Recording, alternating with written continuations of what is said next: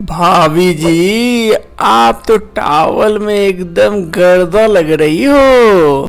देवर जी, आप वॉशरूम में कैसे आ गए ऐसे बिना बोले? दरवाजा तो नॉक करना चाहिए था, देखना तो चाहिए था कौन है या नहीं है। आप तुरंत बाहर जाइए। जाता हूँ भाभी जी, एक बार गौर से देख तो लूं मेरी प्यारी भाभी को कि कितनी सुंदर है। देवर जी, अगर आप तुरंत नहीं गए तो मैं अभी तुरंत राहुल को बुलाऊंगी। जाइए, अब तुरंत जाइए, आप यहाँ से निकलिए। ठीक है भाभी जी, तो चलता हूँ, ख्यालों में याद रखना। मुझे राहुल से कहना पड़ेगा, देवर जी बहुत बढ़ गए हैं, कभी भी कुछ भी करते हैं। और ये राहुल उस पर इतना विश्वास करते हैं ना। उसका भाई ऐसे लगता है कि भगवान है, वो कभी झूठ बोल ही नहीं सकता है और उसके दिल में ऐसा जगह बना के रखा है। राहुल से उसकी शिकायत करती हूँ मैं। रजनी अपने पति राहुल के पास अपने देवर की शिकायत करने के लिए जाती है। राहुल, आज जानते हो क्या हुआ? देवर जी ना मेरे वॉशरूम में घुस गए थे, मैं नहा रही थी, तभी अचानक से देवर जी आ गए और मैं उसे जाने के लिए कह रही थी, तब भी वो नहीं जा रहे थे। अरे बेबी, वो गलती से चला गया होगा, उसे भी वॉशरूम जाना होगा। और ऐसे तुम लॉक क्यों नहीं की? अगर तुम लॉक करके रखती तो वो अंदर नहीं आ पाता। गलती तो तुम्हारी है, तुम लॉक करना भूल गई ना, उसकी तो गलती नहीं है। हाँ, मेरी सारी गलती तो मेरी है, तुम्हें तो उसकी गलती नजर ही नहीं आती है ना। तुम्हारा भाई है इसीलिए ना तुम्हें उसकी गलती नजर ही नहीं आती। कभी कुछ ऊपर नीचे हो गया ना तो पर मुझे मत कहने आना। अरे बेबी, ऐसी कोई बात नहीं और कुछ नहीं होगा। वो बहुत ही अच्छा बच्चा है और मेरा छोटा है, वो उससे कभी कोई गलती ऐसी नहीं करेगा। उसे पता है, उसको अपना मर्यादा पता है। तुम्हें तो उसकी गलती दिखती ही नहीं है। चलो, तुमसे बात करना ही बेकार है। रजनी गुस्साते हुए वहां से चली जाती है। उसे बहुत गुस्सा आता है। दूसरी तरफ रजनी के पति राहुल को लगता है कि रजनी को गलत फहमी हुई है, उन्हें अपने भाई पे बहुत विश्वास है। ऐसे ही दूसरे दिन, रजनी, मैं ऑफिस जा रहा हूँ, तुम अच्छे से रहना और तुमको ज़्यादा सोचने की ज़रूरत नहीं है सूरज के बारे में। वो अच्छा लड़का है, बस कभी कभार मजाक कर लिया करता है, तो थोड़ा सा मैनेज कर लेना। जी ठीक है।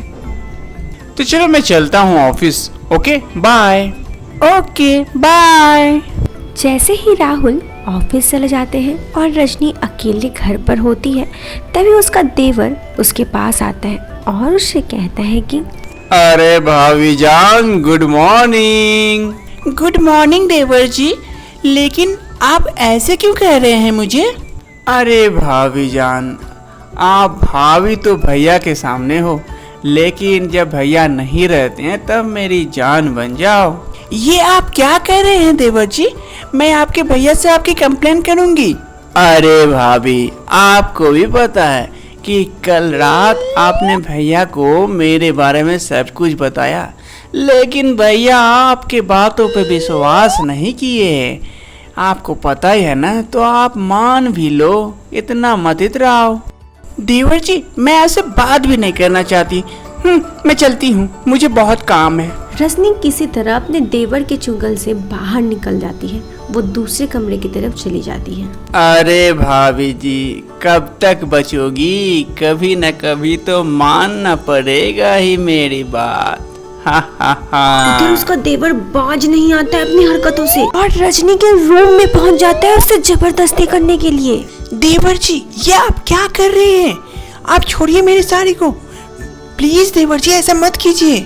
अरे भाभी, अब मान भी जाओ, भैया को कुछ पता भी नहीं चलेगा। ऐसे भी भैया को कुछ मेरे ऊपर डाउट भी नहीं है, तो मानती क्यों नहीं हो? देखिए देवर जी, मैं आपके साथ ऐसा कुछ नहीं कर सकती, भले ही राहुल माने या ना माने, मैं आपको ये सब कभी नहीं कर सकती हूँ।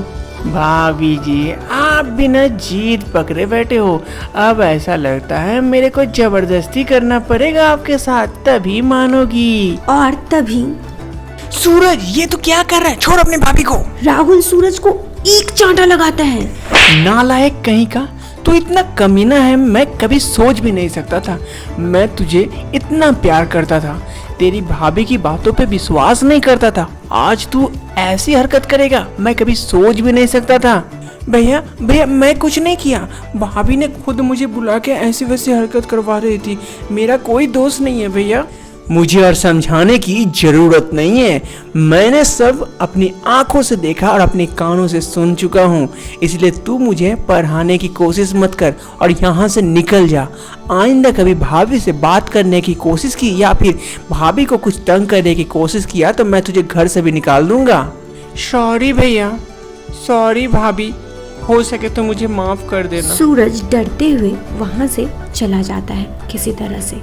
और इधर माफ़ करना रजनी, मैंने तुम्हें गलत समझा और अपने भाई को अंधे की तरह विश्वास करता रहा, मुझे माफ़ कर देना हो सके तो।